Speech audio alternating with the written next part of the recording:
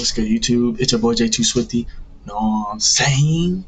Hey, man, we got the would you win? Whoa, that is fucking crazy. Why wouldn't you last 24 hours in medieval times? God damn, I can't read shit.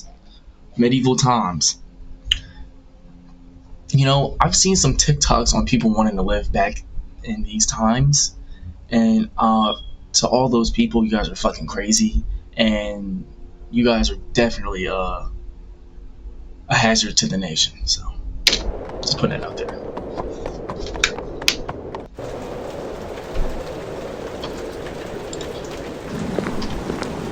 Think your life is hard?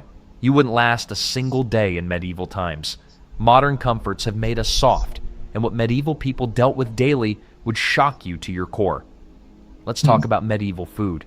The stuff that would shock you to your core. What the fuck is... Let's talk about medieval food. That has to be so disgusting, bro. That junk stinks. I bet that shit stinks. The stuff that would have you running back to the 21st century faster than you can say McDonald's. First off, forget everything you've seen in movies about grand feasts with giant turkey legs. For regular folks, meals were bland, boring, and often dangerous. Most people ate a diet that was about as exciting as watching paint dry. Peasants lived mainly on something called pottage, basically a sad, watery soup made from whatever vegetables they could grow, cooked in the same pot for days. It was the medieval version of Mom's mystery stew, except instead of hiding vegetables, it was hiding weevils and dirt. Bread was the main food for almost everyone, but it wasn't the fluffy, sliced stuff we enjoy today. Medieval bread was dense, dark, and often filled with all sorts of unwanted extras. The flour used was typically ground between stone wheels that would chip off into the mix. People back then had stronger teeth not from good genes, but from constantly chewing on what was basically rock-filled dough. Ew. Oh, hell no. Y'all niggas crazy, bro. Y'all niggas like that shit, bro? Medieval times? Fuck that.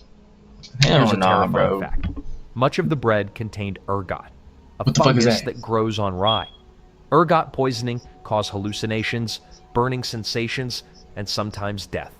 What? Some historians believe ergot poisoning may have contributed to witch hunt hysteria because entire towns would start hallucinating at once.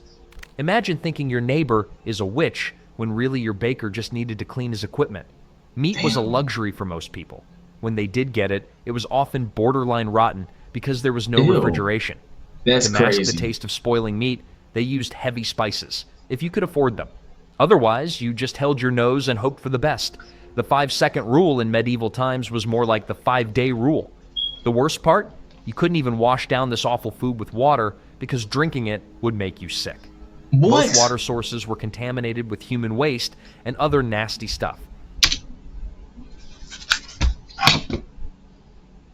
Nigga, did I just hear it is contaminated with human waste?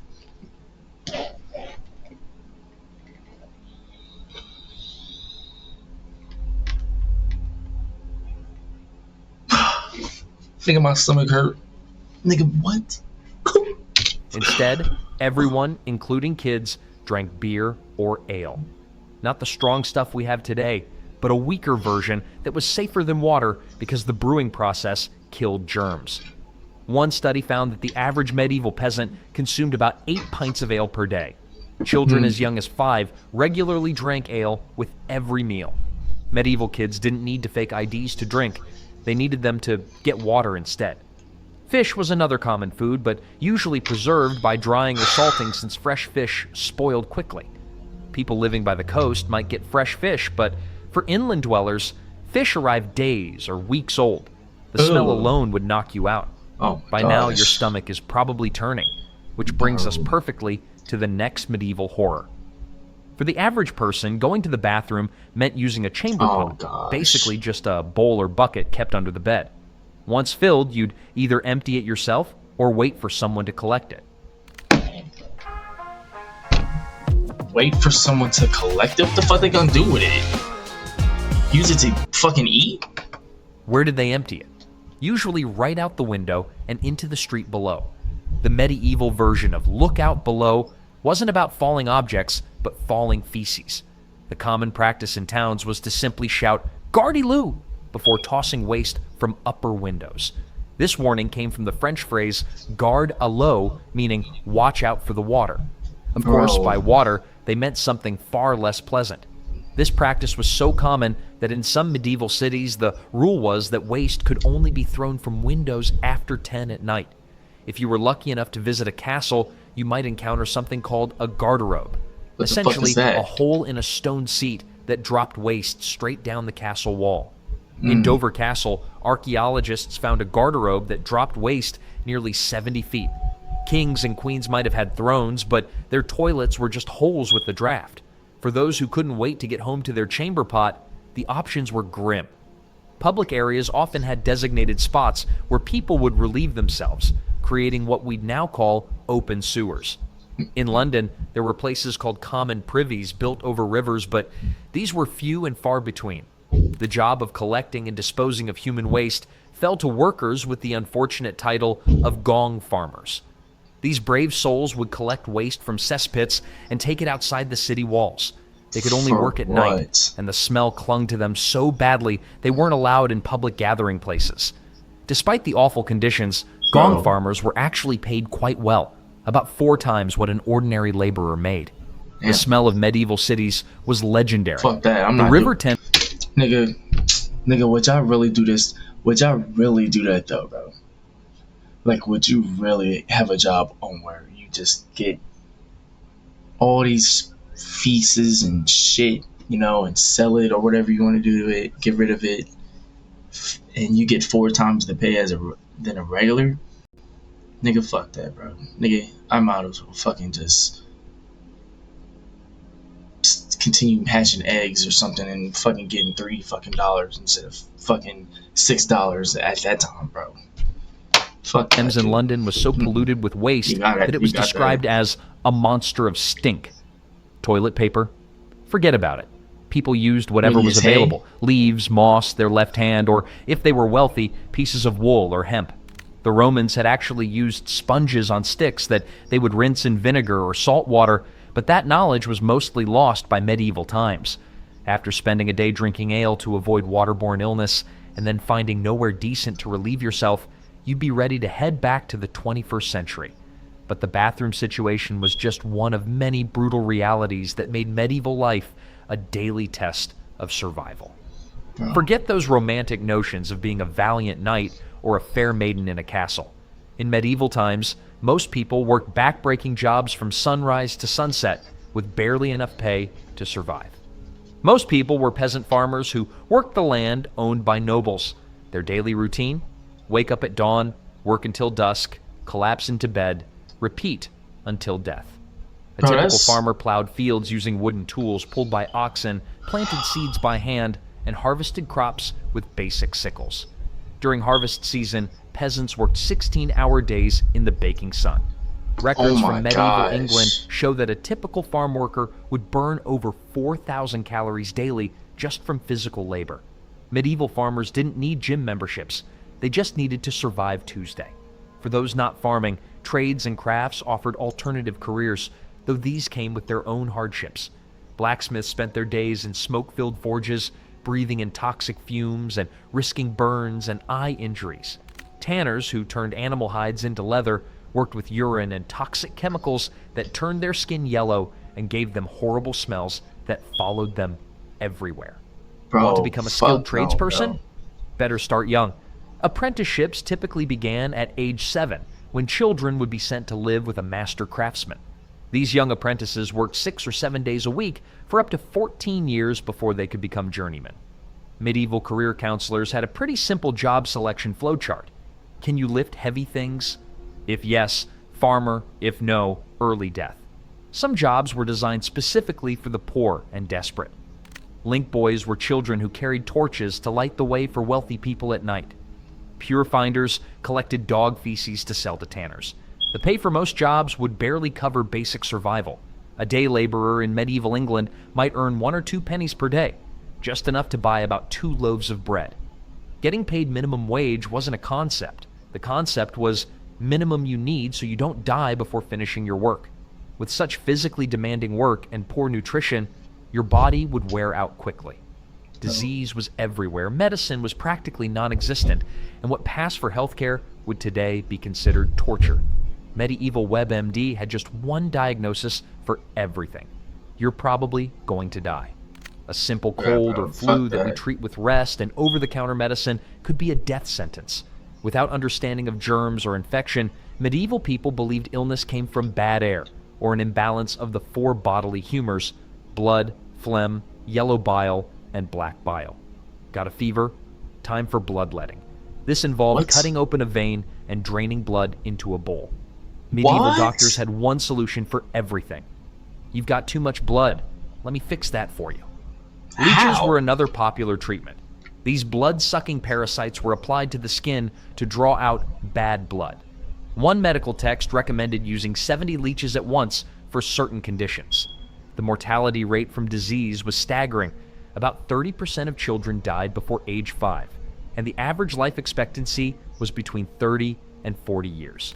The bubonic plague killed roughly 50% of Europe's population in the mid-14th century. Dental problems were particularly awful.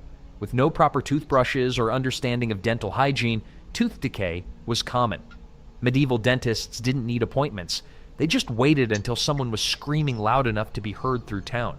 Even the medicines that were available were often deadly. Mercury was prescribed for everything from skin conditions to syphilis. Their prescription drugs didn't need warning labels about side effects. The side effect was always, might kill you faster than the disease. The worst part? Many diseases spread because of poor understanding of hygiene. Their idea of hand sanitizer was wiping their palms on their already filthy clothes.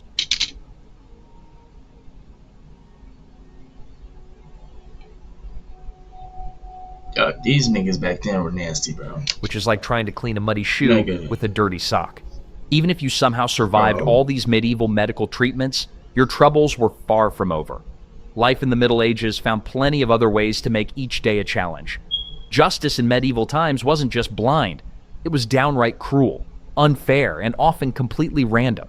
The legal system operated on principles that would make modern lawyers scream in horror. First off, laws varied wildly from one town to the next. What was perfectly legal in one village could get you thrown in a dungeon just 5 miles away. Odin Valhalla Rising, now available on mobile and PC. There were no standardized legal codes, and most common people had no idea what was actually against the law until they were accused of breaking it.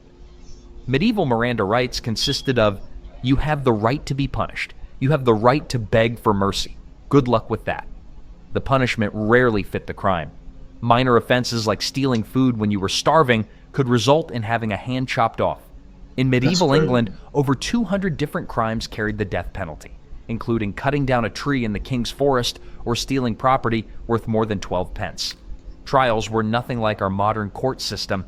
If you were accused of a crime, proving your innocence often involved trial by ordeal. One common method was making the accused carry a red-hot iron bar for 9 feet. If your burns healed cleanly within 3 days, you were innocent. If they became infected, which was almost guaranteed without modern medicine, you were guilty. Their version of a lie detector test was basically, let's see if God stops this painful thing from hurting you.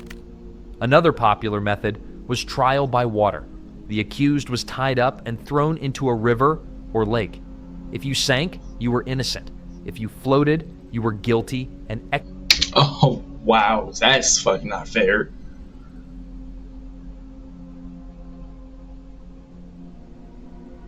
That is not fair. Executed. The logic? Water, being pure, would reject the guilty.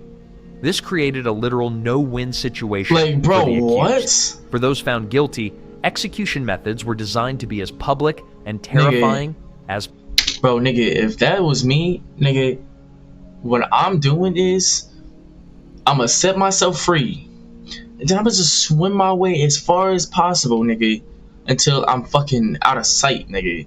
Nigga, I don't give a fuck if I have to hold my breath for fucking 30 minutes, 40 minutes. Now I'm gonna be in that water for 30, 40 fucking minutes, nigga.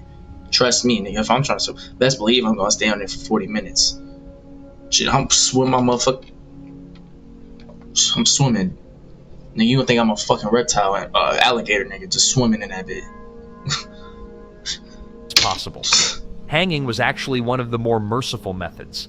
Drawing and quartering, where the condemned was dragged through streets by horses, hanged until nearly dead, disemboweled while still alive, beheaded, and then cut into 4 pieces, was reserved for the worst crimes like treason. Public executions were community events, often drawing huge That's crowds crazy. who brought food and drinks as if attending a festival. That Medieval is entertainment crazy. options were limited. You could watch someone being executed or stay home and stare at your wall. Most people chose the execution. Nobles rarely faced the same justice system as commoners. If a noble was accused of a crime, they could often demand trial by combat and hire a professional fighter to represent them.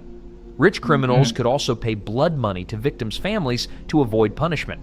Meanwhile, What? poor people accused of crimes had virtually no defense option. That makes no sense. Bro, y'all are, medieval niggas.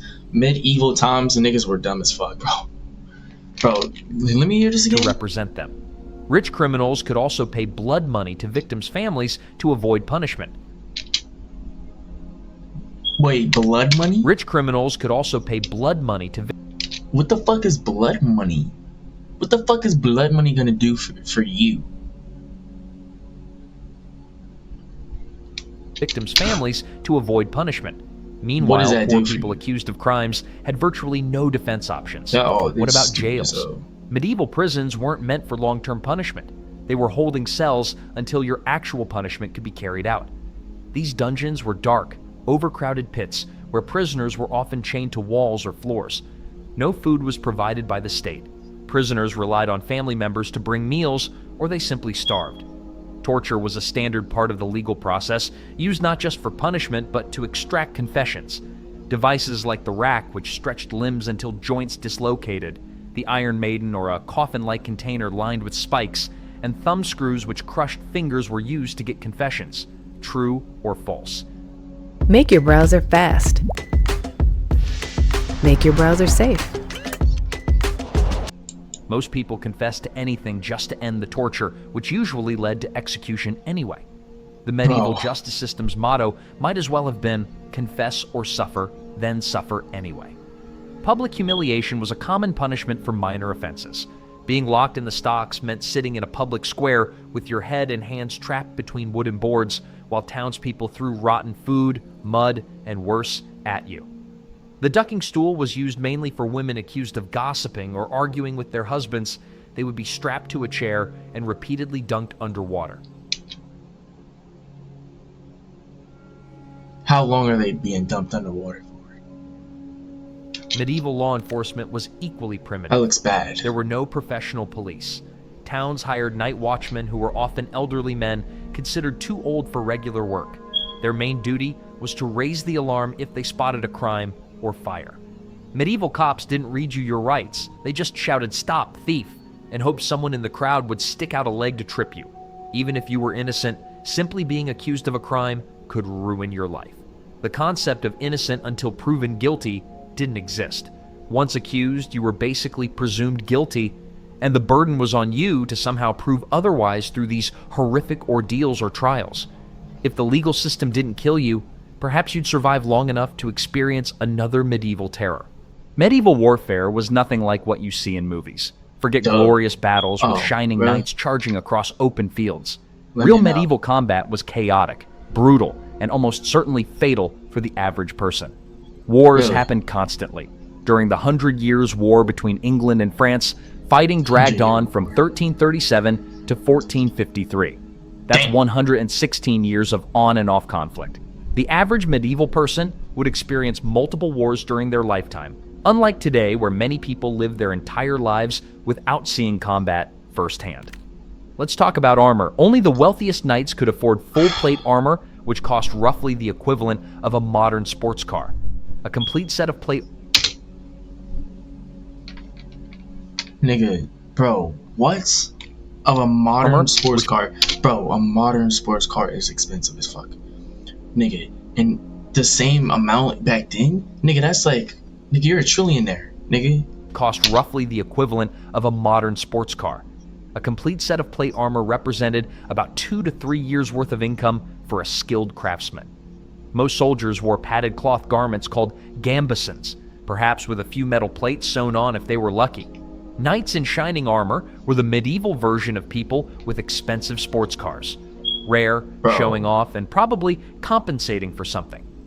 What about weapons? Swords were expensive and primarily used by knights and nobility. Common soldiers used spears, axes, or agricultural tools modified for fighting. The most feared medieval weapon was actually the longbow, which could pierce most armor at close range. English A fucking bow is piercing through armor? longbowmen trained from childhood, developing deformed skeletons from the physical stress of drawing 200-pound bows thousands of times. Medieval battles were incredibly lethal. At the Battle of Towton in 1461, roughly 28,000 men died in a single day, about 1% of England's entire male population. Many froze to death in the snowstorm that accompanied the battle before they ever saw combat. Battle wounds were almost always fatal due to infection, even if they weren't immediately life-threatening. For peasants, the worst part of war wasn't even the battles. It was what armies did between fights. Medieval armies lived off the land, meaning they took whatever food and supplies they needed from local villages. This often involved burning crops, killing livestock, and destroying homes. Soldiers from both sides would ransack communities, leaving civilians to starve. The medieval version of "support our troops" meant "please don't take all our food and burn our houses." Sieges were particularly horrific. When an army surrounded a castle or walled town, those trapped inside faced slow starvation. During the Siege of Paris in 885 to 886, inhabitants resorted to eating rats, cats, and eventually, 86, inhabitants resorted to eating rats, cats, and eventually each other. Sieges could last months or even years. The Siege of Candia, or modern Heraklion, during the 1600s lasted 21 years, the longest siege in history. Disease killed far more soldiers than actual fighting. Armies created perfect conditions for illness, thousands of men living in close quarters with poor sanitation, limited food, and contaminated water. During the Crusades, European armies often lost half their men to disease before ever reaching their destination. Medieval army medics had two treatments: rub some dirt on it for minor wounds and prepare to meet your maker for everything else. Civilians caught in war zones faced terrible choices. Fleeing meant abandoning homes and possessions, possibly facing starvation on the road. Staying meant risking violence from passing armies. Women and children weren't spared. Medieval chronicles describe entire villages being slaughtered regardless of age or gender. If somehow you managed to avoid getting drafted into these bloody conflicts, survived the roaming armies, and didn't starve from war-caused famines, you'd still have to endure the general misery of everyday medieval life. The smell hit you first. Medieval towns reeked of human waste, rotting food, unwashed bodies, tanning chemicals, slaughterhouse remains, and smoke from countless fires. Without garbage collection, trash piled up on streets or was tossed into the nearest river. Butchers dumped animal entrails and blood right outside their shops. The smell was so overwhelming that people carried small pouches of herbs called pomanders to hold under their noses. The medieval version of air freshener was slightly less terrible smelling stuff to mask the horrible smelling stuff.